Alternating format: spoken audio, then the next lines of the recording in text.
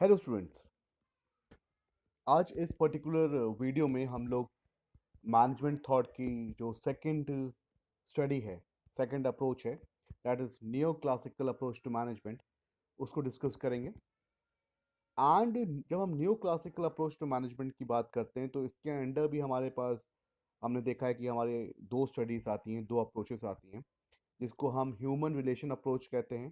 पहली चीज़ human relation approach, या फिर इसको हम ह्यूमन बिहेवियर अप्रोच कहते हैं, जो कि एल्टन मयो ने एडवोकेट की थी।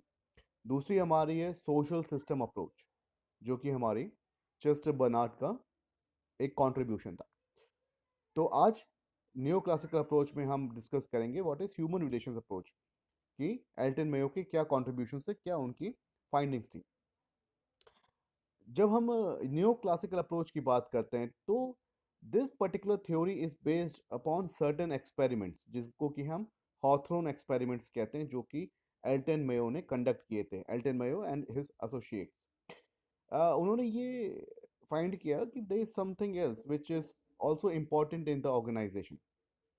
जैसे कि हमने साइंटिफिक स्टडी में बात करी कि F W Taylor has focused his contribution towards the factory, then Henry Fayol has contributed towards the principles of management, then Max Weber ने अपनी बात की थी एक ऑर्गेनाइजेशन स्ट्रक्चर की।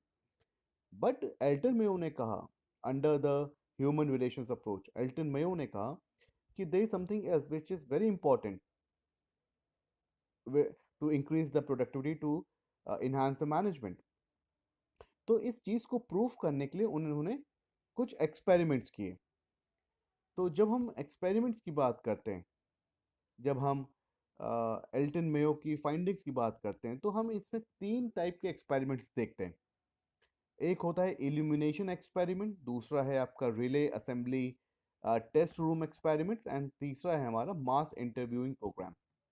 इन तीन एक्सपेरिमेंट के बेसिस पे उन्होंने अपनी फाइंडिंग्स को जस्टिफाई किया कि एक ऑर्गेनाइजेशन के अंदर जो ह्यूमन रिलेशंस हैं, एक इनफॉर्मल रिलेशंस हैं अमंग डिफरेंट ग्रुप्स, वो बहुत इंपॉर्टेंट रोल प्ले करता है टू इन्हांस द प्रोडक्टिविटी। तो सबसे पहला इल्यूमिनेशन एक्सपेरिमेंट जो था वो था जो उन्होंने दो डिफरेंट ग्रुप्स के एम्प्लॉयज़ पे किया, टेस्ट किया। उन्होंने कुछ एम्प्लॉयज़ लिए, उनको दो ग्रुप्स में बांट दिया। एक ग्रुप को एक्सपेरिमेंटल ग्रुप कहा गया, दूसरे ग्रुप को कंट्रोल्ड ग्रुप कहा गया। दोनों ही ग्रुप में उन्होंने लाइटनिंग की जो प्रोविजन था वो प्रोवाइड किया। तो पहले ग्रुप में उन्होंने ज़्यादा लाइटनिंग दी तो आउटपुट बढ़ा, जब लाइटनिंग कम करी तो आउटपुट तब भी बढ़ रहा था। एंड जब लाइटनिंग एकदम डिम कर दी, एकदम इस उस कंडीशन तक पहुंचा दी जहां पे हम चीज़ों को देख नहीं सकते, तभी वो प्रोडक्शन रिड्यूस होना स्टार्ट हुआ। तो ही सेज कि जो लाइटनिंग है, it is not a condition, जो फिजिकल कंडीशन है, it is not a reason behind the productivity enhancement. There is something else, there is some human factor is involve. तो ये तो उनको पता चल गया था कि there is some human factor involve, but वो ह्यूमन फैक्टर क्या था, वो चीज़ उनको इस पर्टिकुलर एक्सपेरिमेंट में नहीं पता चल पाई। देन ही अगेन ट्राइड अनदर एक्सपेरिमेंट, जिसको हम relay assembly test room experiment कहते हैं।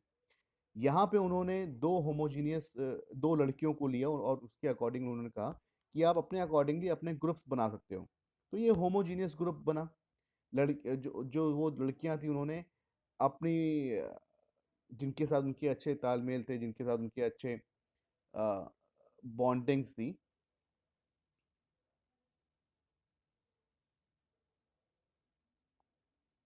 जिसके साथ उनकी अच्छी बॉन्डिंग्स थी, उन्होंने उसको अपने ग्रुप में रखा। तो उन्होंने ये देखा कि प्रोडक्टिविटी इंक्रीज हो गई दोनों ग्रुप की। उन्होंने कुछ कंडीशंस दी, उस कंडीशंस को इस्तेमाल करते हुए प्रोडक्टिविटी इंक्रीज हुई। जब वो कंडीशंस विड्रॉ कर ली गई, तब भी प्रोडक्टिविटी इंक्रीज हो रही है।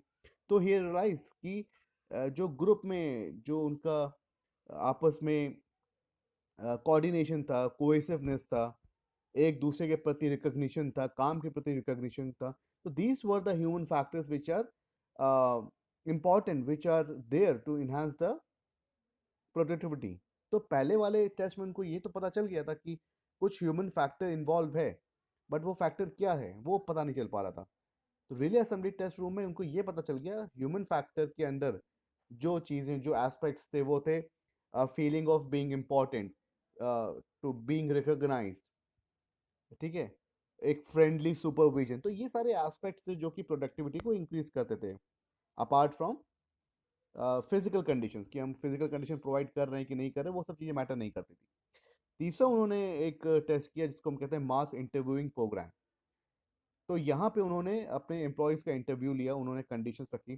तो मैक्सिमम लोगों ने जो आंसर्स दिए वो ये था कि उनको एक इनफॉर्मल ऑर्गेनाइजेशन चाहिए, एक फ्रेंडली सुपरवाइज़र चाहिए, उनकी साइकोलॉजिकल नीड्स पूरी होनी चाहिए, उनके इनफॉर्मल रिलेशंस क्रिएट होने चाहिए। तो अगर उनको ये सब चीज़ें मिलें तो वो ज़्यादा अच्छी तरीके से काम कर सकते हैं। तो ये सारे एक्सपेरिमेंट्स के बाद जो हमारे एल्टन मेयो थे एंड उनके जो एसोसिएट्स थे, they have come to the conclusion कि apart from giving good working conditions, apart from giving formal organisation structure and apart from creating good principles of management, जो ह्यूमन रिलेशंस हैं, जो informal relation हैं, ये बहुत important role play करता है for enhancement of the productivity.